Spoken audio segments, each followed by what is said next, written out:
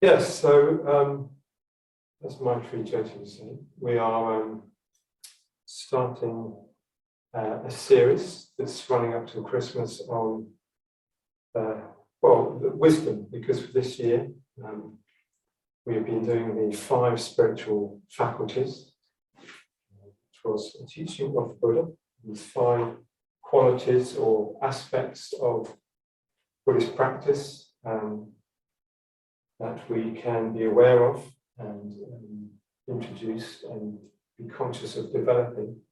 And these qualities also balance each other out. So wisdom and faith balance each other out. Energy and meditation balance each other out. And in the middle you have mindfulness, which is the faculty of, well, that faculty of being aware of the other qualities. As much as anything. So yes, okay. So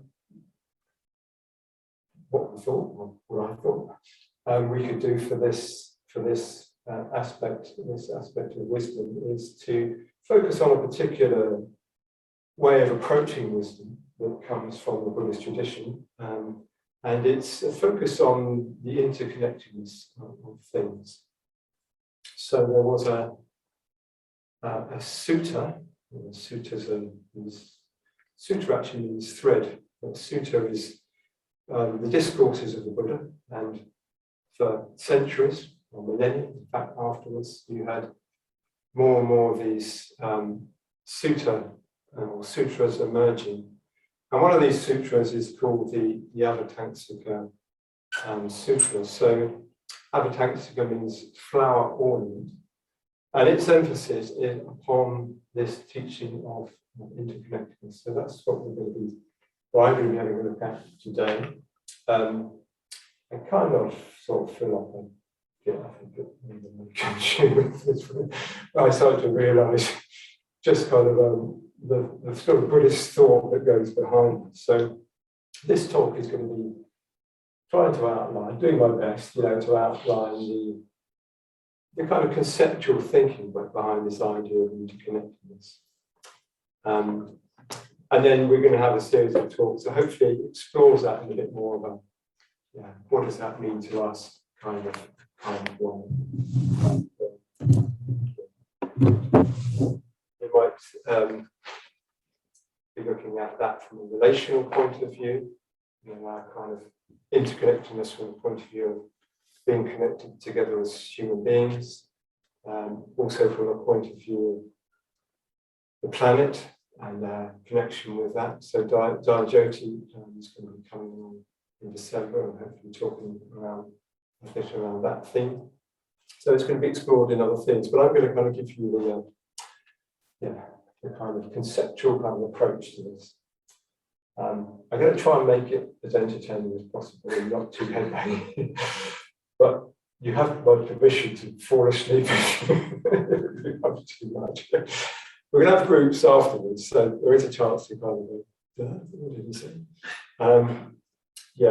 So I was very much helped by this book, which I don't recommend that you read.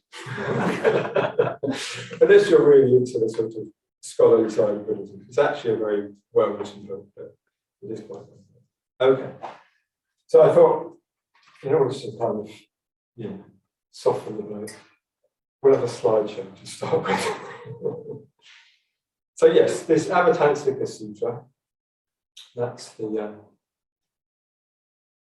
from so this is the translation of it by a man called Thomas Cleary. I'm not sure if he's still alive, but he was a Buddhist scholar who did a lot of translating of the Buddhist texts.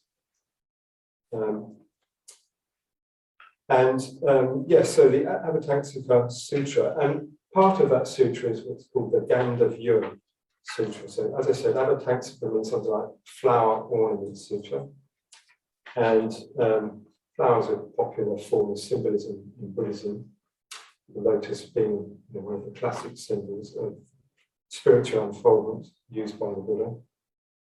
And the Gandhavyuha Sutra, Gandhavyuha means something, well, it's sometimes translated as the entry into the realm of enlightenment. So this sutra was written probably in northern India about, well, nobody quite knows. With a lot of Buddhist sutras, nobody quite knows when they were written, have a rough idea. This was probably written sometime in, I think between the, sometime in the 2nd and 4th century AD. Probably. And nobody knows who wrote it, and that's true of a lot of Buddhist sutras, apart from the ones that are connected to the Buddha. Nobody knows who wrote them. And maybe there's a reason for that. Maybe it's because in a way they're supposed to be a communication directly from the Buddha mind, from the awakened experience. Or maybe it's nobody managed to record that because it's lost in the centuries in time. So yeah, the sutra deals with the next. So that's the original text in Chinese. So the original sutra was Sanskrit, which is the language used by Buddhists in northern India for a long time. And some of these texts found their way to China and were translated into Chinese. So that was the 14th century version of the text. And there you can see an image, and the Buddha is sitting in the middle, teaching, and those are bodhisattvas and awakened beings thronged around. Okay. So yes, it's a very interesting text. It's hugely long. I haven't got the copy with me. It's about 1,200 pages, and a lot of Mahayana sutras are very described. Sangha says, Sangha, the founder of the True Light Buddhism, said that Mahayana sutras are more akin to something like science fiction, and you get this. They often start with the Buddha communicating and arriving from thousands of world systems. Come Buddhas and Bodhisattvas to listen to the Buddha teaching, and they're on huge, cosmic scales, and they don't talk in years; they talk in aeons of time. So they're very mind blowing. I think it was Thomas Cleary who said, the translator of this text said into English, said the Avatamsaka was the most grandiose, the most comprehensive, and the most beautifully arrayed of the Buddhist scriptures. And Paul Williams, who's a Buddhist scholar, used to be in Cardiff, I think, he described it speaks of all things that are empty of inherent existence and of pure, untainted awareness or consciousness. And it's been described as fractal and holographic and psychedelic. The end of it, this Gandhavyuha Sutra, is the spiritual journey of Sudana. So Sudana is a young man who sets out on a spiritual quest, and he meets various different teachers, 53 teachers in fact, 20 of whom are female, including an enlightened prostitute named Vasimitra, the Buddha's wife and the Buddha's mother, a queen, a princess, and several goddesses. Male sages include a slave, a child, a physician, and a ship's captain. And the journey leads him towards this meeting the Buddha Maitreya, who shows him Vairochana's tower. So can you look at the next slide? Oh, yes, okay. That's actually fast sound. We'll come to him in a moment. Inside of Vairochana's tower, which sits, this great tower sits, that's Sudana, talking to meeting one of his teachers, Sudana on the right. Inside this tower, which is situated, it says in the sutra, in the park of birth and death. inside this tower, Sudana sees many worlds. The tower is said to contain the entirety of the phenomenal universe, entirety of all space and all beings. And inside the tower, Vairocana's tower, Sudana sees many things, but he also sees there's lots of smaller towers inside this larger tower. And they're arrayed in all directions of space. And when he looks at each tower, he sees reflected in each tower all of the other towers in that expanse. So it's very much like this image that we may have already heard of Indra's net. And we're going to be exploring that image next week in the meditation. Okay. So this is what Francis Crick, who wrote this book, says about Indra's net. Far away in the heavenly abode of the great god Indra, there is a wonderful net, which has been hung by some cunning artificer in such a manner that it stretches out infinitely in all directions.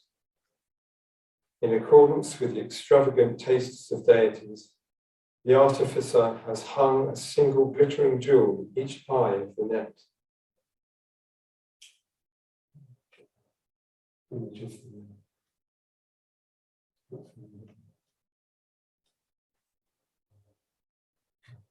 Should be that jewel, that one. Yes.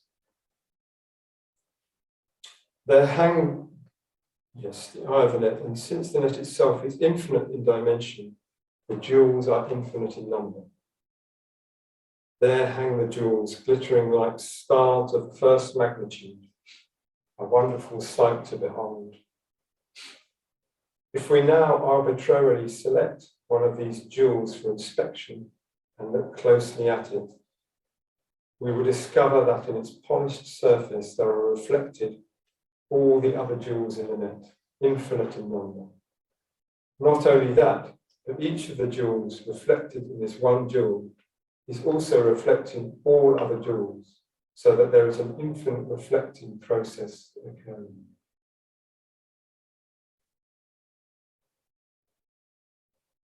So you could say this Vairocana's tower and this image of Indra's net, which also appears in the Avatamsaka Sutra, are the kind of defining symbol of the Avatamsaka Sutra and this teaching of interconnectedness.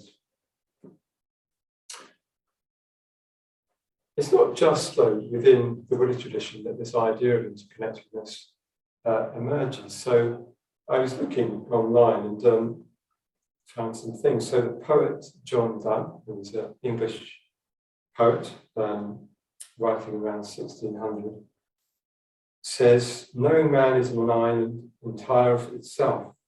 Every man is a piece of the continent, a part of the main.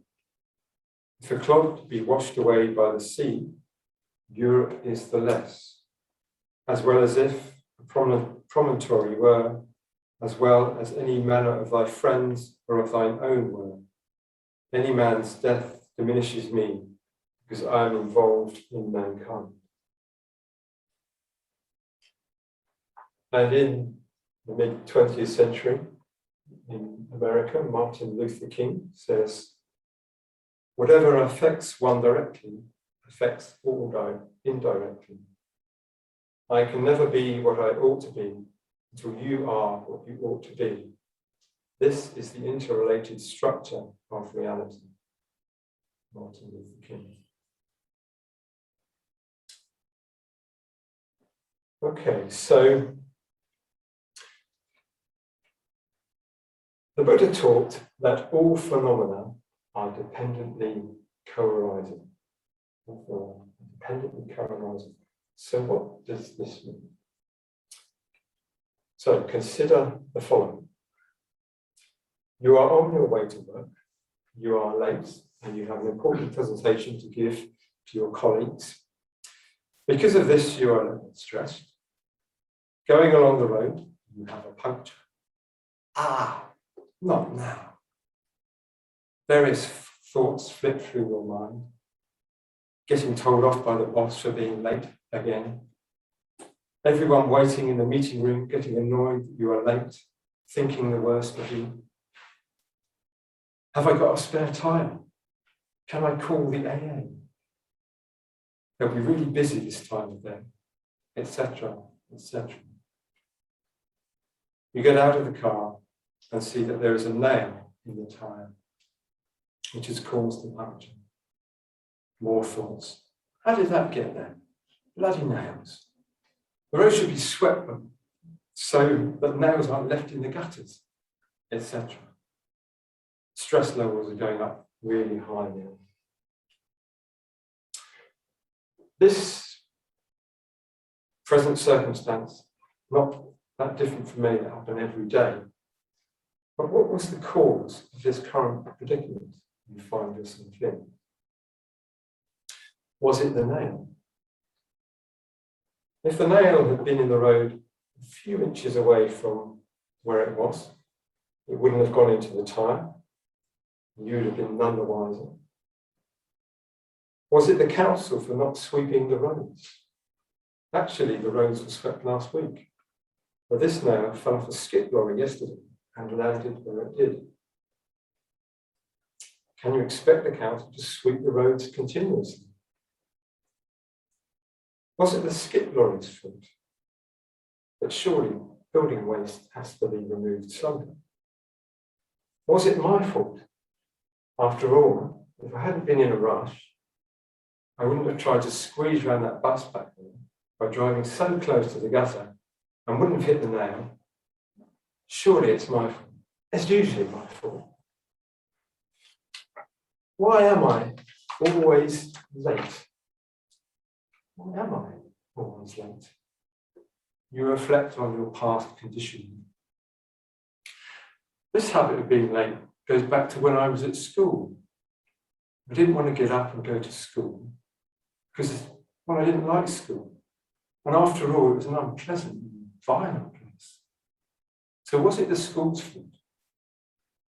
Yes, it was the school's fault. How can you blame the school? Was it society's fault for creating such a defective education system? Or was it the nail? Or was it me? Or what? Oh, if I hadn't been born, none of this would have happened. I blame my parents for giving birth to me. You collapse on the page, now feeling very tearful. Bloody universe. Perhaps we can begin to see that in this incident, there was no single cause. And all the apparent blamable causes were themselves determined by something before them, like the nail being in the road, caused by the skip lorry, caused by the skip lorry driver being in a rush, not putting a tarpaulin over his load, caused by the need to remove building waste, caused by the need to have houses, caused by the evolution of the human species into house dwellers, caused by the evolution of the human species in the first place, caused by life on Earth, caused by the conditions that gave rise to the life on Earth, caused by cosmic forces that produce the building blocks of life, like carbon atoms in the heat of exploding stars, caused by gas clouds from the Big Bang, caused by the Big Bang, caused by whatever it came from. Caused, in fact, by everything. Everything led to this moment of this puncture.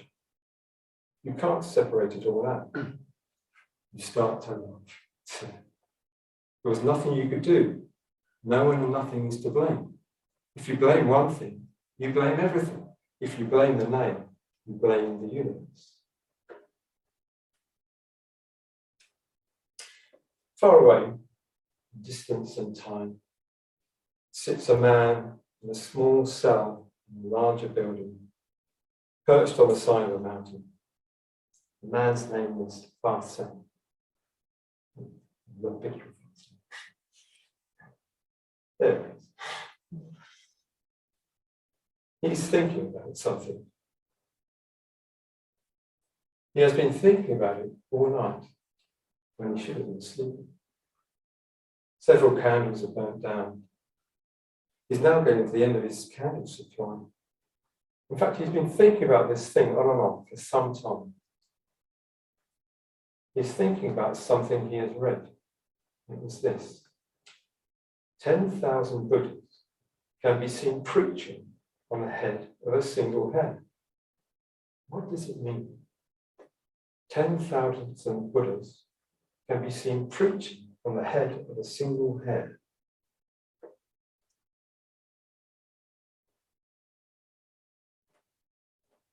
In the town of Sarvati, in northern India, about 2,500 years ago, Kachanagata had a question for the Buddha. He went to find him.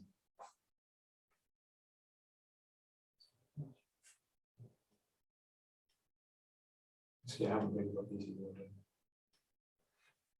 There we are. Actually, that's our own book.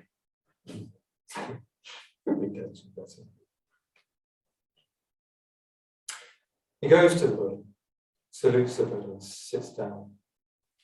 And he asks him, "Sir, they speak of this thing called right view. How is right view defined?" The Buddha answered him, "Kacha, this world mostly relies on the dual notions of existence and non-existence. But when you truly see the origin of the world with right understanding, you won't have the notion of non-existence regarding the world. And when you truly see the cessation of the world with right understanding, you won't have the notion of existence regarding the world. The world is for the most part shackled by attraction, grasping, and insisting. But if, when it comes to this attraction, grasping, mental fixation, insistence, and underlying tendency, you don't get attracted, grasp, and don't commit to the notion myself, you'll have no doubt or uncertainty that what arises is just suffering, and what ceases is just suffering ceasing. This is how right view is defined. All exists is one extreme. All doesn't exist is the second extreme. Avoiding these two extremes, the realized one teaches by the middle way." So the middle way is another name for the Dharma, the teaching of the Buddha. And it's the middle way between the extreme views. When I die, I'm going to heaven, or I'm going to be reborn. There is an enduring self. When I die, I'm going to cease to exist. That's it, lights out, I'll be gone, no more. There is no enduring self. But what is it that Buddhism teaches about the nature of the way things are? And anyway, why is it important to know this? It is not seeing things as they really are, the Buddha says, that causes us to suffer or unnecessarily suffer. This, he says, is why it's important. But it doesn't seem easy to understand the way things are. Surely if it was, there would be more people who knew it. So if it's not all exists, and it's not all does not exist, what is it? What is widely considered to be a great flowering amongst Buddhist thought and practice through the ages is Mahayana Buddhism. And amongst the many flowers of the Mahayana, great way or vehicle, as it's translated, are the teachings of the Prajnaparamita, the perfection of wisdom. One of the most sacred texts of the vast Prajnaparamita literature is the Heart Sutra, a short text which is said to capture the heart of the Prajnaparamita teaching. It barely fills 2 sides of A4, and we recite it in our 7-4 puja here at the centre. It starts like this.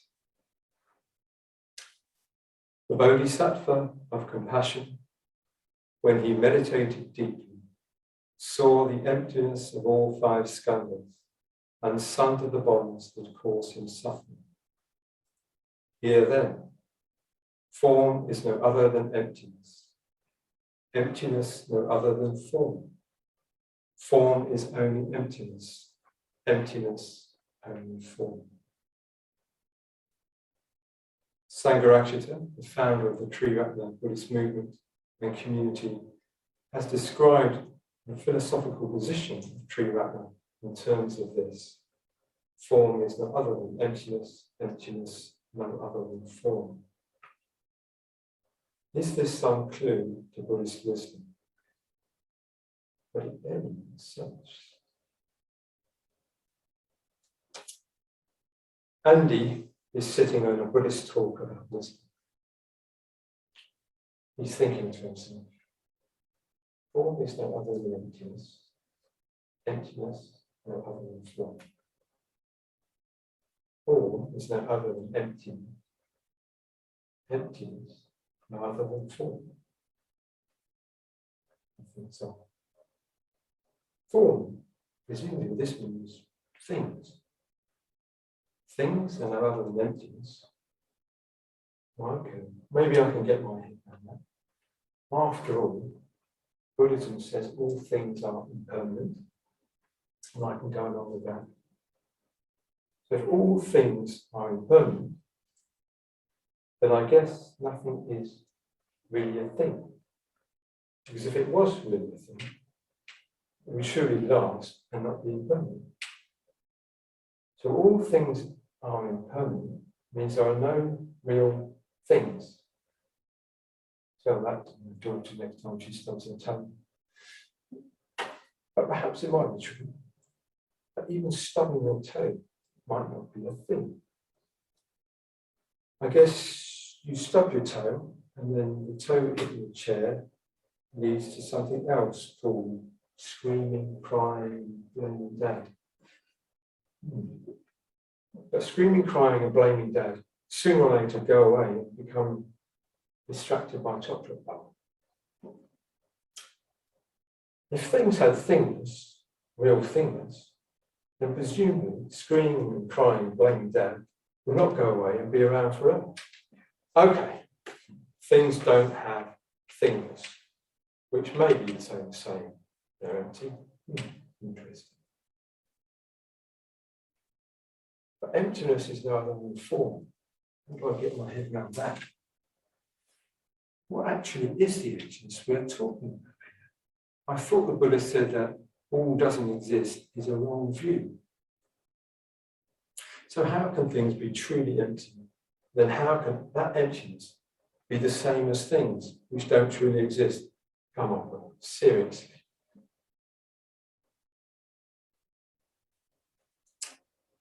Far sang lights another candle from the one that's guttering in the shrine. 10,000 Buddhas can be seen preaching on the head of a single man and paces up and down.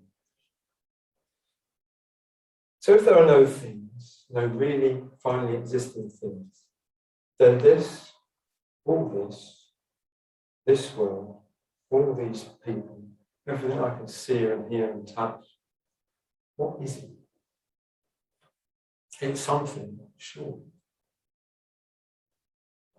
In fact, it seems to be all that I know is non-different from emptiness. And yet, all doesn't exist is a wrong view. So is it, going on to something here, is it that things sort of exist, but don't really exist? And it's not the things, or not things, that is the issue, but the mechanism, me, whatever that is that's seeing those things as really existing things, it's my seeing that is out of whack. It's the ignorance that the Buddha is referring to. This.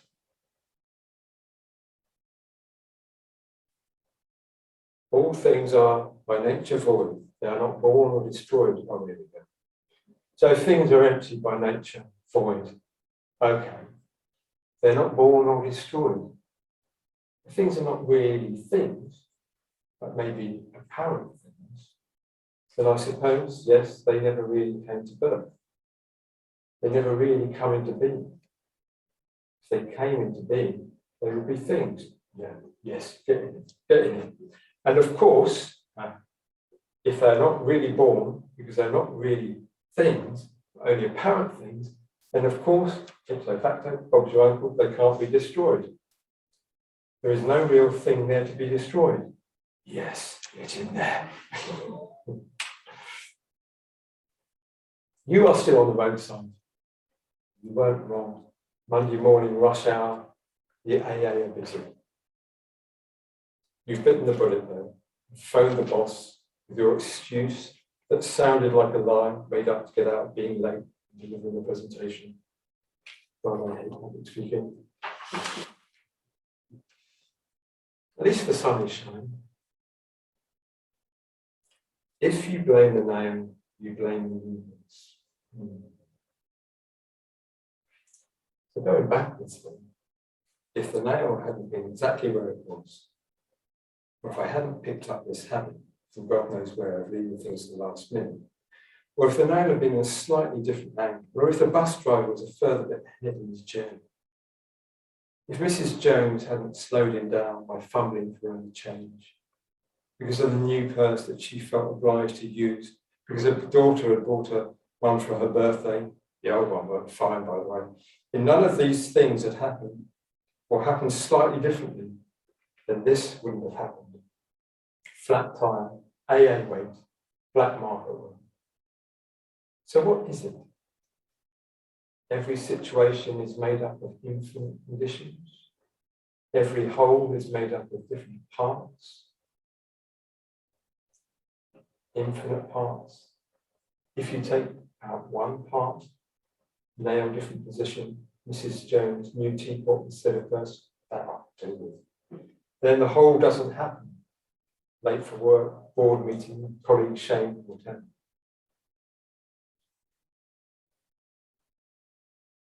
So the whole is made up of parts. Are the parts the same thing as the whole? If they weren't, and you took away one, purse, nail, habit of being late, then you wouldn't have had a whole.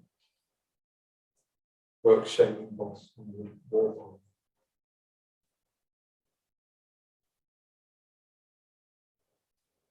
Farsang suddenly stops in the middle of the floor.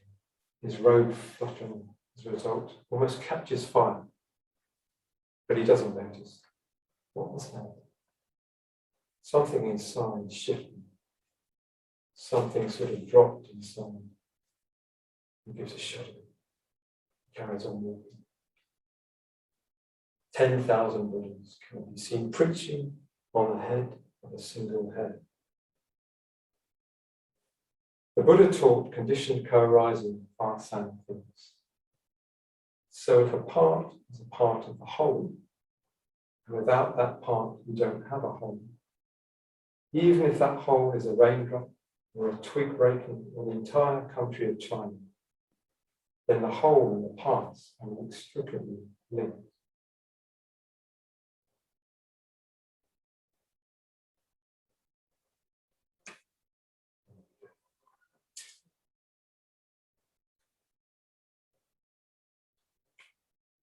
Establishing the identity of things. One could say that the Avatamsaka Sutra and the Ganhavyuha Sutra emphasize the nature of things as interconnected, as we've already mentioned. This idea of interconnectedness is taken up by the Huayen school, of which Farsang was an important figure. And his writings that helped establish the view of interconnectedness as coming out of the rest of the Buddhist wisdom teaching. The view of things being interconnected is something that I think we often sense or feel, or perhaps don't necessarily articulate to ourselves, but we often feel them. So, if I can generalize about our experience as human beings, I would say that we suffer from a sense of separation. We long to be connected to others, to the world, but we don't know how, or we don't trust us.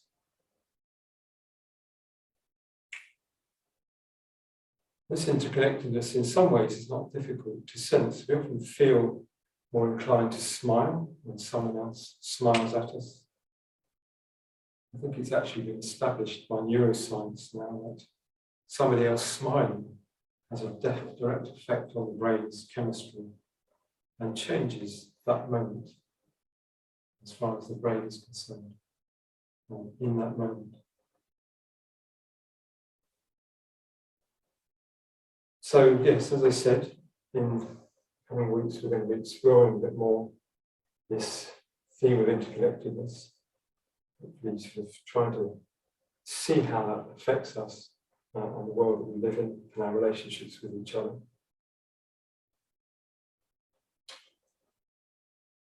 I'm going to carry on with Far Sang. So Far Sang goes on to say that everything is interconnected because everything is equal to the whole. Everything is equal to the whole. Without that particular cause, there is no whole. Without the nail, the purse, the bus driver, the skip driver, the habit of being late, there is no whole. So you cannot separate out the parts from the whole.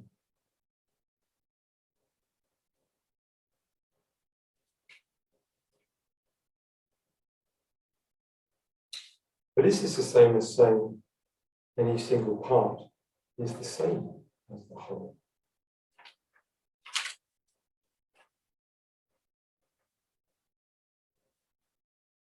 Buddhism is not really keen on the language of things.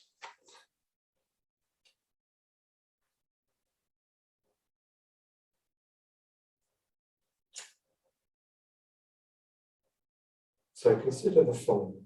If we understand everything is impermanent, then things cannot really ultimately exist. Their existence is only as part of an infinite conditioned network of apparent happening. That's something to note here. This idea of impermanence that Buddhism talks about can be very frightening to people. It certainly has been to me at times. But I'm going to argue that actually it's very friendly. For example, knowing that someone loves you is delivered to you by the wonder of impermanence. If it wasn't for impermanence, we wouldn't be able to talk. Our vocal cords wouldn't move. We wouldn't be able to say, I love you. If it wasn't for impermanence, our brain's synapses couldn't fire, we couldn't form the thought, I love you. If it wasn't for impermanence, the feeling that gave rise to the thought, the feeling that probably emerged out of the complexity of different conditions, wouldn't be there. In fact, without impermanence, we wouldn't be able to think, feel, or experience anything. It all arises within this web of ever-flowing conditions. If it were not in this web of ever-flowing conditions, we would be stuck on the outside somewhere, cut off from everything.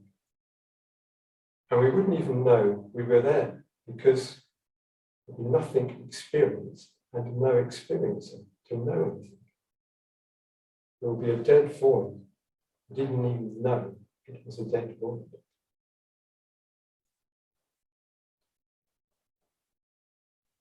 Things are impermanent as there are no actual things. And Sangha actually has so wonderfully put it. It's not that things change, it's that things are changed.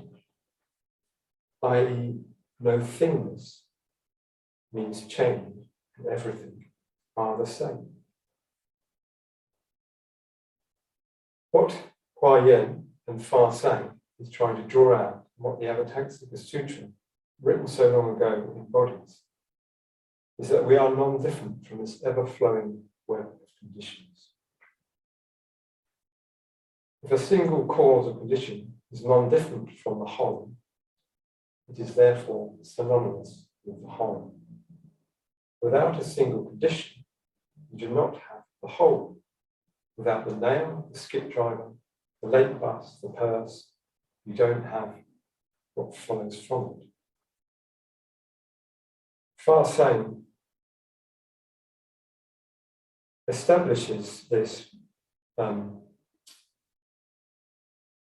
by talking about the identity of things and their essential nature. What's common amongst all things?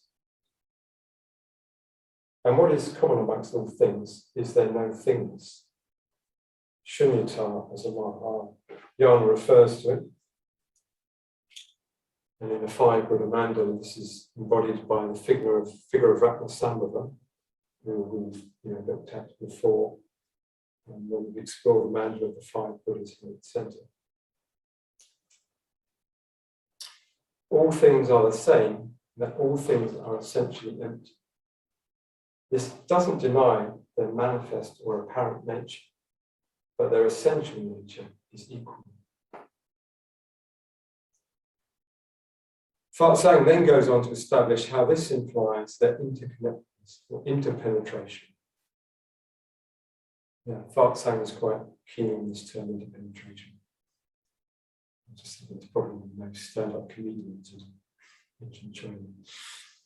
Huayen is now sitting on a stool, looking out the window at the valley below, and the sun is now rising. He tries to think of an analogy, establishing the interconnectedness or mutual interpenetration of things. Consider the following.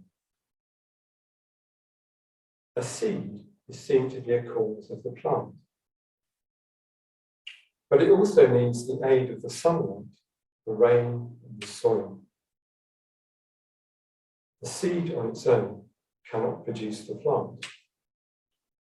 Although the seed is distinct from the sunlight, the rain, and the soil, it also requires them to create the plant. It lacks the nature of the other conditions and needs the other conditions to become the plant: the sunlight, the rain, and the soil. It is the need for these supporting conditions by each causal element, seed, sunlight, rain, and soil, that implies the universal causality, which is the nature of interconnectedness.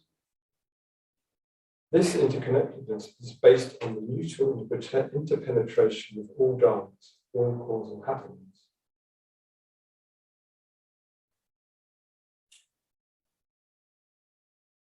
Each cause has already been penetrated by the other causes that make it up.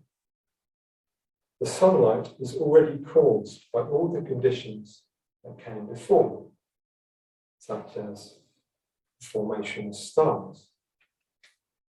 And those conditions, as we hopefully have seen, are in the end infinite, the Big Bang, etc. Every single cause is in fact not a single cause, but contains within it every other cause that makes it up. The sunlight is infinite, but so are the rain and the soil and the seed itself. This is not possible if causal conditions, sun, rain, seed, etc., do not essentially touch each other, are not essentially completely open to each other. I hope that makes sense. There is nowhere and no apparent thing in the universe, Huayen was saying, that has not been touched by every other apparent thing and apparent place in the universe. Put another way, since any dharma or causal element, dharma is the Buddhist word for a kind of element, seen from the standpoint of itself, possesses all the aiding conditions within itself. And since everything in existence is conditioned, aiding the one dharma, the one happening, there is an infinite penetration of all dharmas, all apparent things, all apparent causes.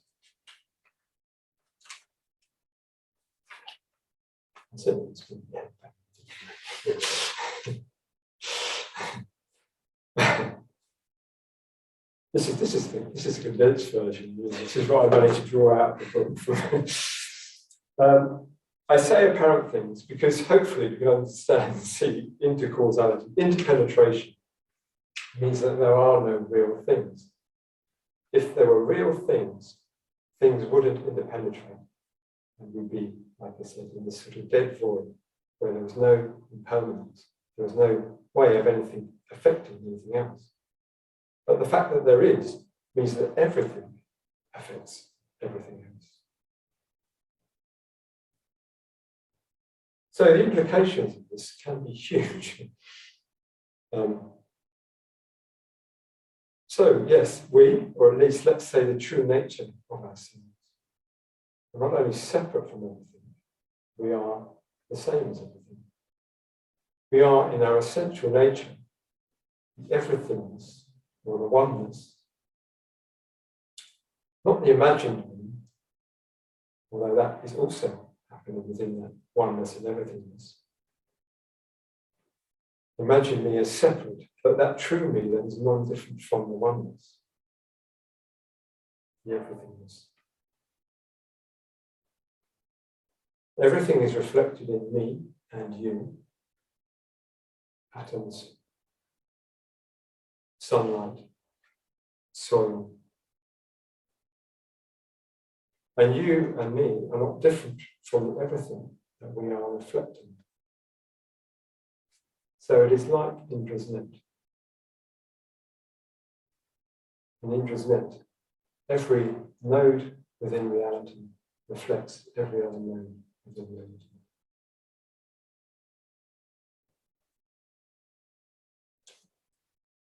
At one point, Ananda goes to the Buddha. We're nearly there. Wonderful Lord, marvelous Lord, is this profundity of this law of dependent origination. And how profound it appears. And yet to me, it feels perfectly plain. Do not say that, Ananda. Do not say that. This law of dependent origination is indeed profound and appears profound. It is through not knowing, not understanding, not penetrating this truth that this generation has become entangled like a knotted string, covered with blight, like grass and reeds, and cannot pass over the doubtful, the woeful way, sorrowful state, the cycle of birth and death. It can seem easy to understand a condition arising intellectually, although that can be quite hard. But the Buddha knew that the true seeing of this is not something intellectual. In fact, there's something that stands in the way of our seeing this. It's the not seeing. We see ourselves as existing in a separate world, a world of me and you, of me and that. This splitting of the world into separately existing things is stopping us seeing the truth of interconnectedness, of the fundamental non-separation of things. And this view is causing us suffering. You could say that this view, this not seeing, has landed like a cuckoo and taken over the whole nest. But the fundamental non-difference from everything means that underneath that cuckoo lies a freedom from this sense of separateness and knowing of this non-separateness. We see only the thingness of things. We don't at the same time see the non-thingness of things. That things are non-different from non-things.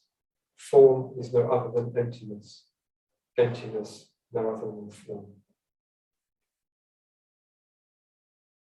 Emptiness often suggests to us a state of nothingness, but that is not what is being said here.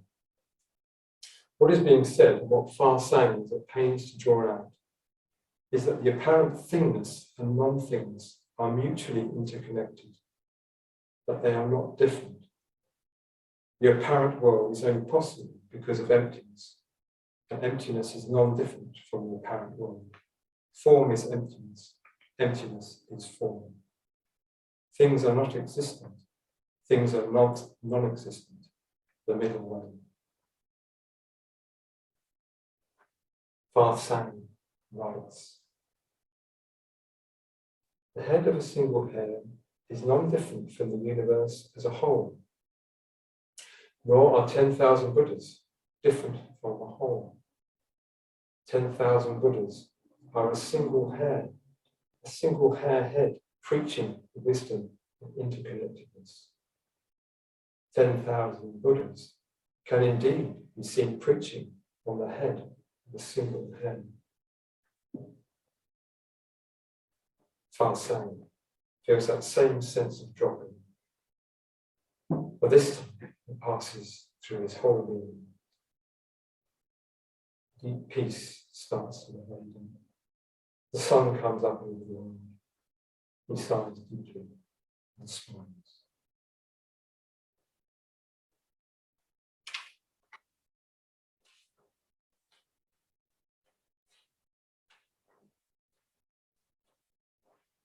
Okay.